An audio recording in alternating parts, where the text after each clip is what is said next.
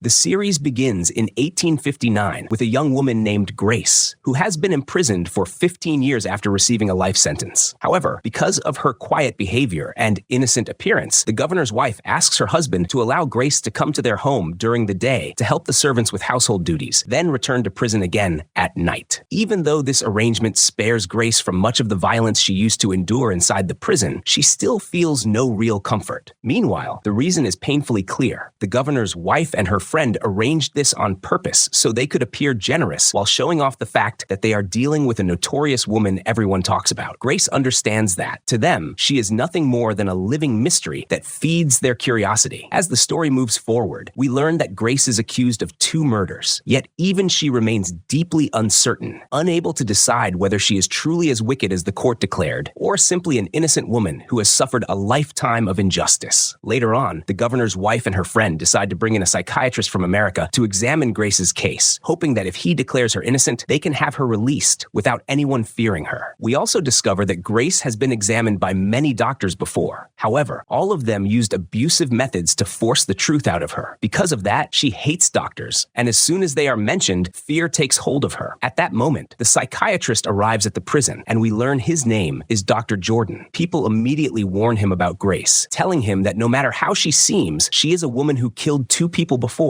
so he must be cautious in the way he deals with her. However, Dr. Jordan notices right away that Grace is afraid of him, so he reassures her and promises that he will not harm her in any way. Then he pulls an apple from his bag and offers it to her. Suddenly, Grace laughs and tells him she is not a dog. Instead of reacting, he asks what came to her mind when she saw the apple. Grace tells him that its scent feels like the air outside, the same air the state treats as a right reserved only for free people, the only ones allowed to truly enjoy it. And although the apple brings back many memories, she refuses to tell him anything more. Grace begins to relive her memories of the asylum, and we learn that she was sexually harassed there and brutally beaten, which is exactly why she lives in fear and tells Dr. Jordan she does not want to be sent back there again. However, Jordan tries to calm her down, explaining that he is a psychiatrist, that his work is with the mind and the nerves, and that he came to listen to her, not hurt her. Then Grace shocks him by admitting that she has lost part of her memory, which is why most people seem to know more about her than she knows about herself. At that moment, Dr. Jordan promises her that if she speaks with him and shows no violent behavior, he will not send her back to the asylum, nor will he allow anyone else to harm her. After that, he says goodbye and tells her that tomorrow will be their first official session. The next day, we see Grace eating breakfast among the other prisoners, and the guard's behavior is so violently abusive that one of the inmates coughs. Then a guard walks over and strikes her just to silence her. Meanwhile, the town's pastor is speaking with Dr. Jordan and asks how things are going with Grace. Jordan tells him that he still needs much more time before he can properly assess her condition, and that will not happen unless she cooperates, trusts him, and agrees to tell him about herself. Then the pastor explains that most of the townspeople care about Grace, believe she is innocent, and think she deserves a pardon. That is exactly why they brought Jordan in, to write a report supporting their view so they can present it in court and win her release. However, Jordan responds that the testimony of the accused man who was involved in Grace's case describes her as a criminal and claims she was the one who encouraged him to do it. The pastor cuts him off immediately, insisting that the man was nothing more than a liar and that nobody believes him. Jordan, however, sees it differently. Just because that man lied before does not automatically mean Grace is innocent or deserving of pardon. Later on, Jordan asks to meet Grace while she is working at the governor's house, hoping that keeping her away from the prison's tension will help her feel safer and speak more freely. In response, the pastor reassures him and says no one in the governor's household will refuse. The next day, we see the guards escorting Grace to the governor's house, and on the way, they humiliate her with cruel remarks. One of them even says that the townspeople are afraid for the doctor, worried she might kill him the same way she committed her crime before. Soon, Grace arrives at the governor's house, where Dr. Jordan is already waiting to begin the session. However, despite everything he promised her, Grace is still afraid. She tells him that she has spent nearly 15 years barely speaking, so if he wants to know something, he should ask directly instead of waiting for her to speak on her own. Jordan tries to get a little closer and asks what she has been working on. Grace tells him she is sewing a bedspread for the governor's daughter for her future marriage. And we learn that tradition says every bride should have 3 bedspreads, each with a different design. Then Jordan pulls a beat from his bag and asks if she knows what it is. At that moment, it is clear that Grace remembers many things connected to the crime. However, she still refuses to reveal anything and simply tells him it is just a vegetable, nothing more. So Jordan changes the subject and asks what pattern she would choose if she were making a bedspread for herself. Grace replies that whenever a person speaks about their dreams, those dreams never come true. That is what she learned from her friend Mary. As soon as she says that, Jordan asks her to tell him more about this friend. Grace explains that Mary was the closest friend she ever had, but she died long ago. Then Jordan asks whether Grace sees herself as a wronged woman. Grace is visibly affected, then tells him that people love judging others because they cannot look at a crime without insisting on finding someone to blame, and that is simply the nature of curious human beings. At that point, Jordan turns to the file in his hands, which contains Grace's courtroom confession. Grace immediately tells him those were not her words at all, and that her lawyer forced her to say them so he could help her. Jordan cuts in and asks why she once called herself by the name Mary. Grace explains that it was the name of her beloved friend who died years ago, and we begin to understand how deeply they cared for one another. She tells him she is certain Mary would not have objected to Grace taking her name, and she adds that without Mary in her life, she would have been far more miserable than she already was. Eventually, Jordan asks her to tell him her story from the very beginning.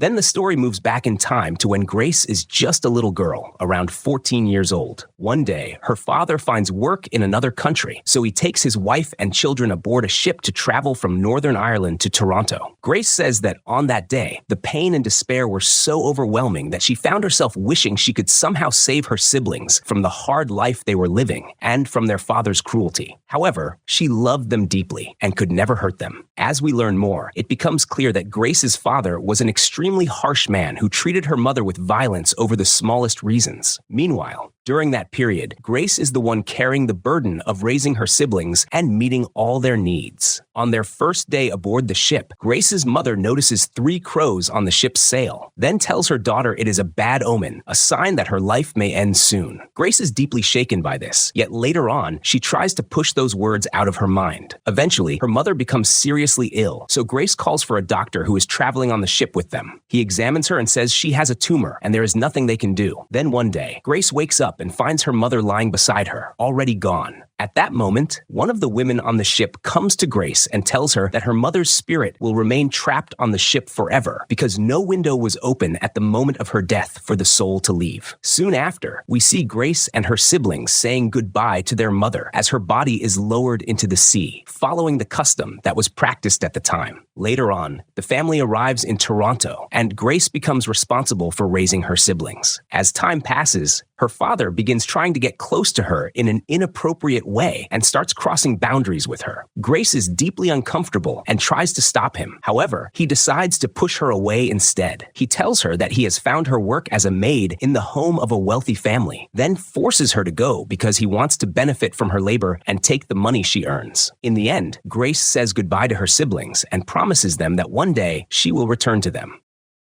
After that, we see Grace arriving at Mr. Parkinson's house, where she is welcomed by a beautiful young woman named Mary, one of the servants in the household. Mary takes her on a tour of the house, introduces her to the rest of the staff, then shows her their room and tells her they will be sleeping in the same room, sharing the same bed as well. From the very beginning, Mary comes across as bold and fearless, someone who refuses to accept injustice. We also learn that she is one of the radicals who oppose the ruling system at that time. However, she avoids saying that openly, so she will not lose her job. That night, Mary advises Grace to hide the wages she earns so they will not be stolen, and the two of them agree that as soon as they get paid, they will go buy dresses together. Meanwhile, Grace is genuinely happy in this new life, and we realize this is the first time she has ever met someone who does not seem to want to use her. Grace finishes telling this part of her story while visibly emotional, then asks Dr. Jordan if they can continue another time. He respects her request and tells her he will return the next day so they can keep talking.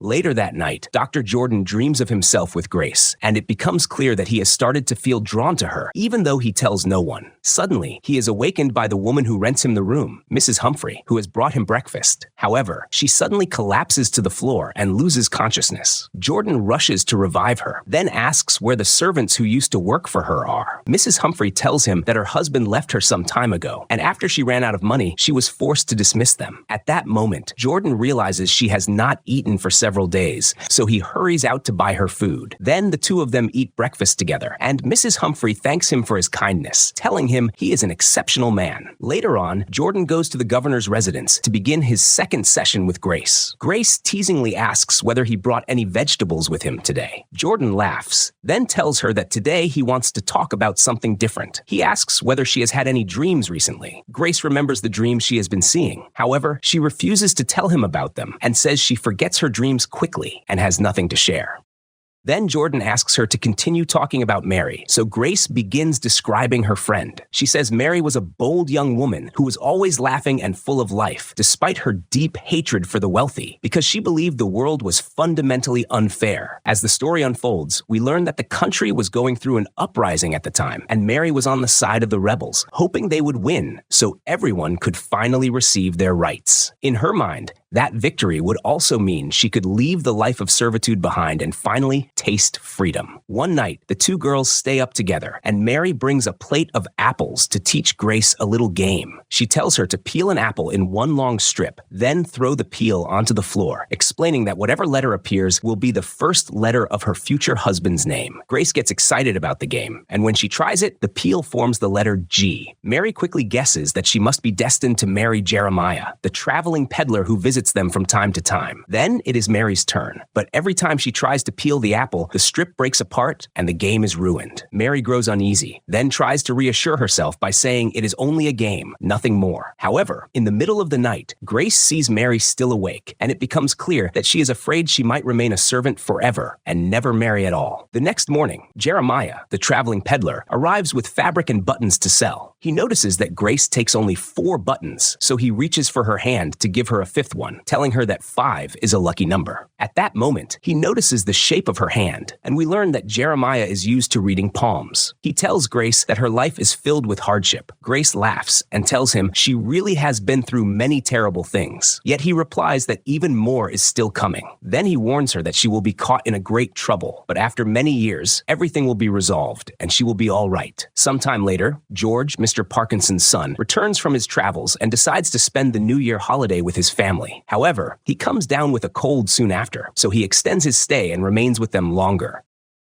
Meanwhile, Grace begins to notice that Mary has changed, yet Mary refuses to explain why. Then one night, Grace wakes in the middle of the night to the sound of Mary getting sick and vomiting. At that moment, Grace realizes Mary is pregnant because she remembers her mother suffering from the same symptoms years earlier. Mary finally confesses that she had been involved with a young man who promised to marry her and even gave her an engagement ring. However, after some time, he grew tired of her, denied the relationship, and walked away. Mary refuses to reveal who he is, terrified that if Mr. Parkinson and Mrs. Hone find out, they will dismiss her from service. If that happens, she knows she will have nowhere to go except the poorhouse. In Mary's mind, going there is almost a death sentence. She is certain she would catch some disease, like so many women do, and die, leaving her child's fate unknown. Grace tries to comfort her, then advises her to speak to the man one more time, telling her that if he is truly decent, he will not abandon her. The next morning, Mary gets ready and goes to meet him, but she returns shortly after in tears and completely shattered. She tells Grace that he gave her $5 just to make her go away after arguing with her, then said he would not help because he was not even sure the child was his. Mary says she truly loved him once, yet now she hates him and cannot even bear to look at his face. Later on, Mary decides to end the pregnancy with a doctor in their village. Grace is completely against the idea and fears for her friend's life. However, when she sees that Mary is determined, she gives her all the money she has saved so the procedure can be done quickly. Afterward, Mary becomes terribly ill and suffers constant pain and bleeding, while Grace is forced to leave her and return to work so no one will notice their absence. Dr. Jordan is deeply affected by everything he hears, and Grace tells him they had no other choice, that they were forced to sacrifice the baby rather than lose Mary herself. Then, Grace continues, explaining that Mary grew weaker as time passed, yet she still refused to let Grace bring a doctor because she was afraid the truth would come out and she would be thrown out of the house. Grace's fear for her friend becomes painfully clear. She stays up all night beside Mary, telling her stories to keep her company. And when it is time to sleep, Grace lies on the floor so Mary can rest on the bed. The next day, Grace wakes up and goes to check on her, only to discover that Mary has died. We see Grace so shocked that she simply sits there in silence, unable to tell anyone. After a while, one of the maids arrives to wake them, and the moment she sees the blood, she immediately realizes that Mary had been pregnant. The servants gather around her, and soon after, Mrs. Hone arrives and asks Grace who did this to her. Grace tells her she does not know. However, she adds that before Mary died, she said that if she ever found out who was responsible, she would be deeply upset. At that moment, Mrs. Hone understands that the man behind it was her son George. Because of that, she orders the servants to cover up the truth and say that Mary died of a fever. Soon after, the servants begin changing Mary's clothes to prepare her for burial. Meanwhile, Grace notices that the window is closed, and she remembers what the fortune teller once said, that a window must be open so the soul can leave. She rushes to open it. Then she imagines Mary speaking to her, saying, "I want to come in." Grace is startled and cannot understand what she means. Come in where? She assumes Mary must have meant, "I want to go out," and that she simply heard it wrong. Sometime later, Grace is standing in the kitchen when she suddenly collapses. The servants gather around her and try to wake her, but she does not respond, and they stay with her until the next day. Then, without warning, Grace wakes up and starts speaking as if she were Mary, asking where Grace is. One of the servants says this must be the effect of shock, that she still cannot process her friend's death. They try to bring her back and tell her that Mary is gone. Grace is stunned, then loses consciousness again. She remains in that state for days until she finally begins to absorb the shock and understand that Mary is truly dead. Later on, she remembers the apple peel game they once played together, and suddenly she understands why Mary's peel kept breaking apart, that it meant Mary's life would end before she ever got married. Grace then tells Dr. Jordan that she cannot remember much from that period, and that even the few things she does recall come back only with great difficulty. After that, she says she is unable to continue and asks to end the session. Jordan respects her request and leaves immediately. Soon after, the guards take her back to prison, and Jordan watches them as they do, visibly disturbed by the way they treat her. The next day, Jordan returns to the governor's house and hears Grace singing. She tells him that she used to sing far more than this in the past. Then, Jordan pulls a radish from his bag and asks what she remembered when she saw it. It is clear that Grace recalls something from long ago, yet once again she refuses to say anything and tells him it is only a vegetable, nothing more. So Jordan changes the subject and asks her to continue her story from after Mary's death. Grace tells him that on the day of the funeral, she met Jeremiah, the traveling peddler, and he said that when he visited them before, he had seen death in Mary's eyes, but chose not to tell her so he would not frighten her. Later on, Grace sells him the ring Mary's lover had given her, takes the money, and gives it to the priest who performed the burial rites. The next day, Mrs. Hone summons Grace to speak with her and asks whether she knows the identity of the man who did that to Mary. Grace denies knowing and says Mary refused to tell her. However, Mrs. Hone is afraid for her son, so she offers Grace higher wages in exchange for staying silent and never telling anyone what happened. Grace agrees, partly because she had no intention of exposing her friend and letting people speak badly about her anyway. As time passes, George begins pursuing Grace as well, trying to get close to her. Grace grows frightened and does not know how to deal with him. Then one day, a maid named Nancy arrives to visit the housekeeper, and we learn they have known each other for years. Nancy says she is currently working in the home of a man named Thomas, describing him as a respectable man who treats her very well. She offers Grace a chance to come work with her there for a higher wage than she is earning now. Grace agrees immediately, both because of the money and because of her fear of George's behavior. However, the housekeeper warns Grace and urges her to think carefully first. It is clear she knows something she does not want to say, but Grace does not understand what she means and accepts without hesitation.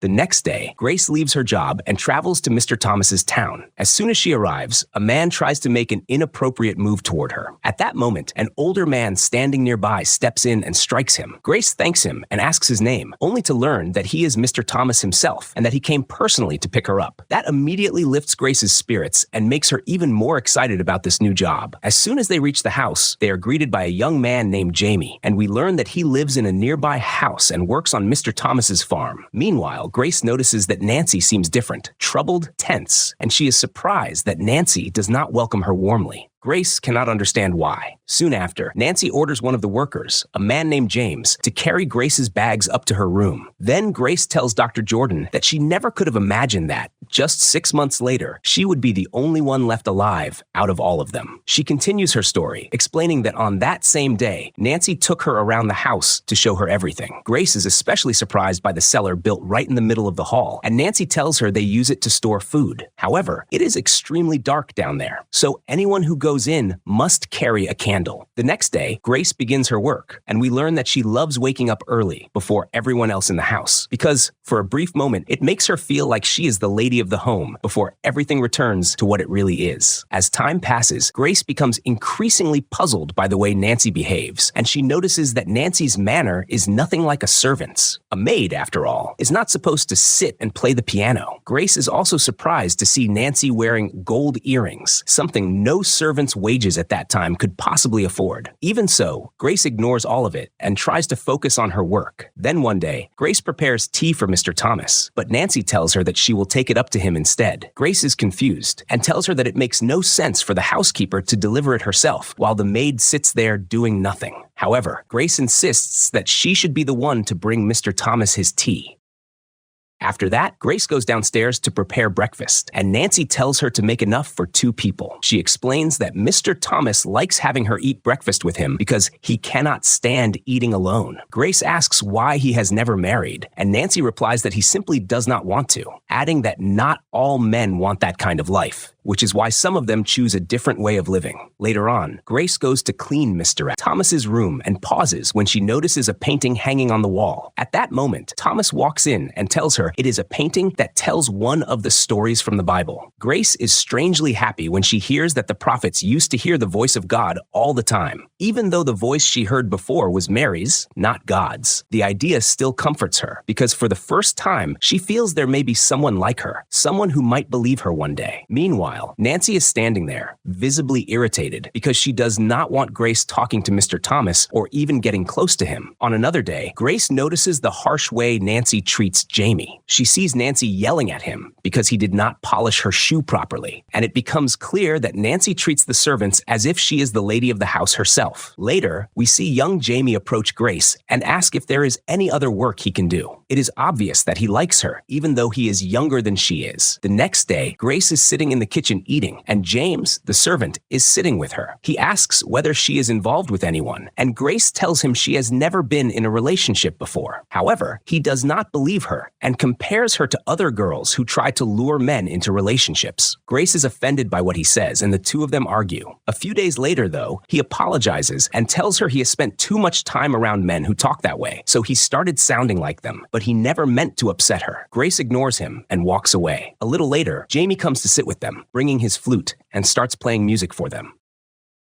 Grace tells Dr. Jordan that she was so happy during that time that she wished her life could stay that way forever and never change. Then the session comes to an end. The next day, we see Grace eating breakfast among the other prisoners, and she is clearly shaken as she watches one of the women being whipped for taking an extra piece of bread. Soon after, the guards take her to the governor's house. By then, Dr. Jordan has already arrived and is waiting for her. He tells her that he has read James's confession before his execution. We learn that James was accused of killing Nancy and Mr. Thomas, yet before he was executed, he claimed that Grace was his partner in the crime and that she was the one who encouraged him to do it. At that moment, Jordan begins reading James's statement out loud to her. In it, James says that toward the end, Grace had started feeling jealous of Nancy and would always ask him what made Nancy better than the rest of them and why she was treated differently and given better food. Jordan points out that this contradicts what Grace told him before. However, Grace denies saying any of that and tells him she does not want to speak badly about James, especially now that he is dead. Then Grace changes the subject and goes back to her story with Nancy. She tells him about the day Nancy informed her that Mr. Thomas had invited friends over for lunch, then ordered Grace to go tell James to prepare a chicken. However, when Grace goes to his room, she does not find him there. Nancy says he has probably gone into town to drink with his friends, then orders Grace to prepare the chicken herself. Grace is frightened and tells Nancy she has never killed an animal before, so she begs to be excused from the the task. Nancy, however, insists and shoves her harshly, forcing her to go do it. Grace stands there holding the chicken, completely unsure what to do. At that moment, Jamie arrives and decides to help her, preparing the chicken himself. Grace thanks him deeply and tells him that without him, she would not have known what to do. Later on, when lunch is served, Grace goes in to bring the drinks. One of Mr. Thomas's friends notices her and quietly advises her not to provoke Nancy, warning that Nancy may turn against her. Grace ignores the warning and quickly leaves the room. The next day, Mr. Thomas takes them with him to church, but people keep staring at Nancy, and it is obvious they know the truth about her. Nancy grows uncomfortable under their looks and asks Mr. Thomas to leave. Grace then tells Dr. Jordan that people seem to respect the idea of God only during church services. After that, she continues her story and says that the moment they returned home, Nancy argued with James and warned him that if he left his work and went out again, she would dismiss him. James loses his temper, furious that someone like Nancy is shouting at him. Then we learn that Nancy is in a secret relationship with Mr. Thomas, which is why she acts as if she is the lady of the house. Grace is shocked by what she hears and assumes James is lying to make himself look better in front of her. However, from that point on, Grace loses her respect for Nancy and starts clashing with her over the smallest things. Later on, James sits with Grace and tells her that Nancy wants to get rid of him before the end of the month, and she is probably planning to dismiss Grace too. It is clear he wants revenge on Nancy, yet Grace assumes he is only angry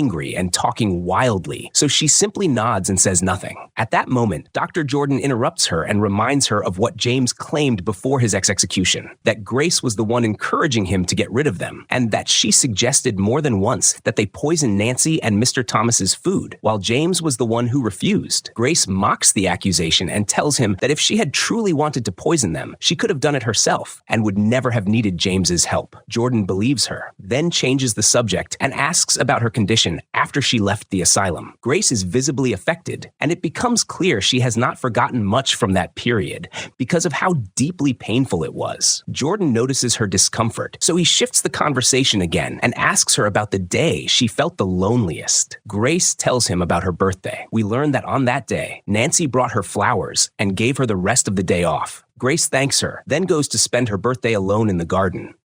Suddenly, Jamie comes to sit with Grace and openly confesses his love for her. Grace pushes back and tells him she is older than he is and that nothing can happen between them. However, she promises she will think about it later. Grace then returns to the house, feeling hurt that no one there seems to care about her because everyone is only thinking about themselves. A little later, she catches sight of Jeremiah, the traveling peddler, passing by the house, so she goes out to greet him. The two sit and talk, and Jeremiah tells her that he has decided to pose as a doctor so he can earn more money. He also tells her he is worried about her in that house, especially after what he has heard about Nancy and her relationship with Mr. Thomas. He says he fears for Grace and does not want her to end up like her friend Mary. Then, Jeremiah tries to persuade her to leave her job and travel with him to America, suggesting that she pretend to be a doctor as well so they can work together and make a lot of money. Grace is clearly drawn to the idea. However, she refuses as soon as she realizes he wants her to live with him without marriage. While they are talking,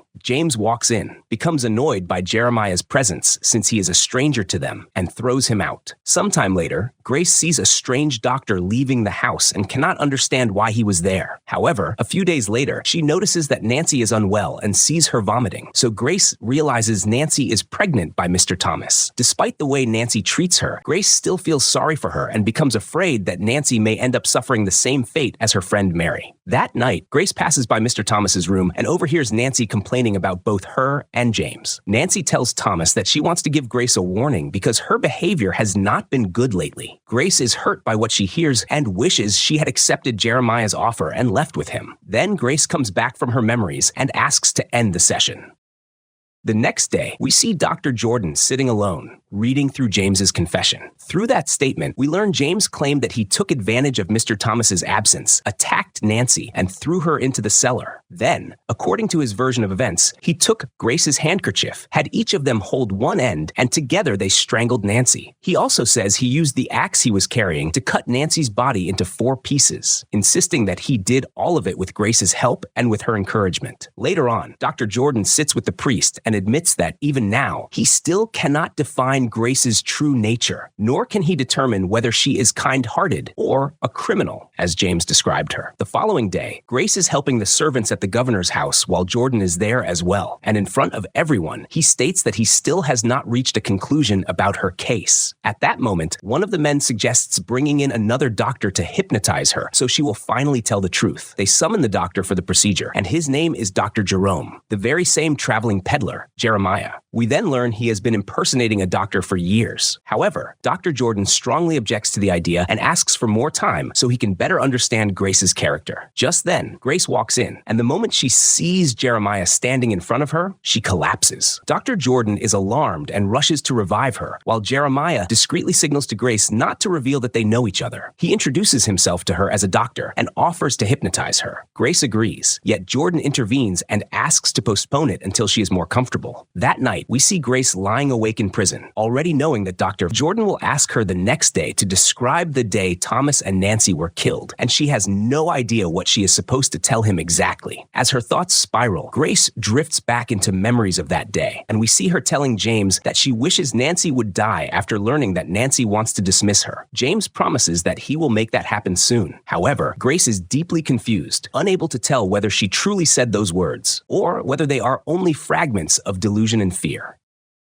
The next day arrives, and Grace is prepared for the session. Dr. Jordan asks her to tell him everything she remembers, reminding her that he is a doctor, not a judge, that he is not there to sentence her, only to understand the truth. So Grace continues her story and takes him back to the day Mr. Thomas left the house. We see Nancy taking advantage of his absence, then informing James and Grace that this is their last day there, and that by the next morning, she will pay them the rest of what they are owed and dismiss them both. James becomes furious, then tells Grace he has decided to kill Nancy with the axe he has with him. However, Grace assumes he is only saying that because he is angry and because he has been drinking heavily. She remembers how, in the past, her father used to say many things in anger that he never actually did, so she does not take James seriously. Even so, she tries to calm him down and asks him to wait until the next day. The next day, James tells her he is going to kill Nancy now. Grace begs him not to do it on the carpet because it would be too hard to clean the blood out of it. At that moment, Dr. Jordan is stunned that this seems to be the only detail that mattered to her. Grace continues, then says she cannot remember the rest of what happened. Jordan interrupts and tells her that, in fact, she described more than that in the past. Grace insists that her lawyer forced her to say those things, and that the truth is she cannot remember much. She says the only thing she recalls after Nancy's death is that Mr. Thomas returned home a short time later, and James shot him with a gun, then threw him into the cellar with Nancy. Grace says she was terrified, and when she tried to run, James fired toward her, and the shock caused her to faint. We then learn that Jamie also testified against her in court. He claimed that on that day, he saw Grace sitting there looking cheerful, wearing clean clothes, and even wearing Nancy's stockings. When he asked where Mr. Thomas was, she allegedly told him that Thomas had not yet returned from his trip and that Nancy had gone out to visit friends. Grace denies all of this and says that when Jamie testified, he spoke with cold cruelty and seemed to care only about seeing her imprisoned. She is hurt that he forgot all the good feelings they once shared, and she says she cannot control how people choose to see her. We also learn that Jamie's testimony was the reason she was sentenced to death. After that, Grace ends the session.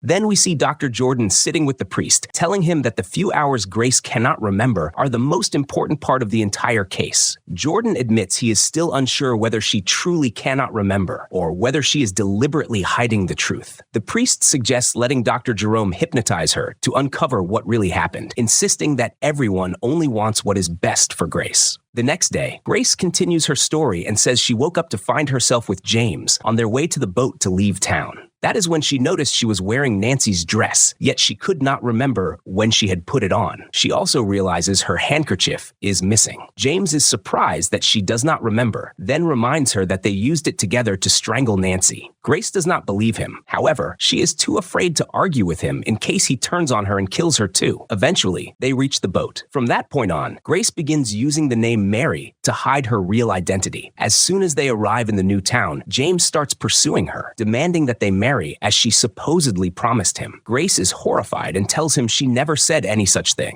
James assumes she is only pretending in order to drive him mad, manipulate him, and make him carry out her orders before abandoning him. Their fights grow worse, and he keeps accusing her of being the one who pushed him to kill Nancy and Thomas, until one day, people discover who they really are, and they are arrested. The next day, we see Dr. Jordan after he has decided to visit the lawyer who handled Grace's case. Jordan asks whether he believes she was innocent, and the lawyer tells him plainly that he is certain she was not innocent at all. Even so, he agreed to defend her and managed to reduce her sentence from death to life imprisonment. Later on, Jordan returns to the governor's house and discovers that the guards punished Grace and cut her hair. He tells her they need to find a solution quickly, which is why he has agreed to the hypnosis experiment the following day. He says he has no other choice left except to break through her memory and uncover the truth, then reassures her that the process is simple and will not take long.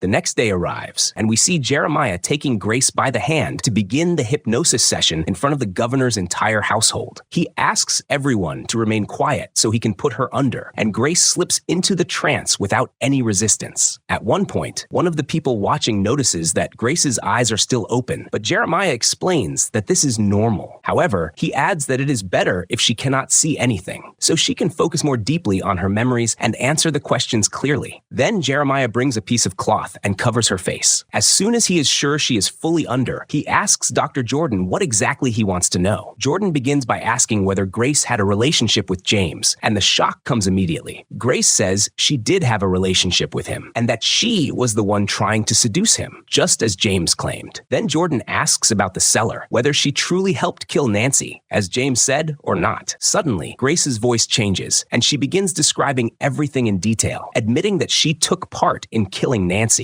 We learn that she even offered her handkerchief so they could strangle Nancy with it and make sure she was dead. We also learn that she was the one encouraging James to kill her. Everyone in the room is stunned, saying they all thought Grace was just a gentle, harmless girl. Then she cuts them off and says that she is not Grace and that none of them has been able to uncover her until now. At that moment, we understand that Grace had been suffering from a split identity between her true self and the personality of her friend Mary. That is why at times she appeared as bold, defiant Mary, while at other times she returned to her innocent nature. We also realize that everything James said was true. Grace was the one who seduced him and encouraged him to kill Nancy and Thomas while she was in Mary's personality. In the middle of everyone's shock, Jeremiah tries to wake Grace from the trance. She opens her eyes with no memory of what happened, then asks them what exactly she said, but no one is willing to tell her.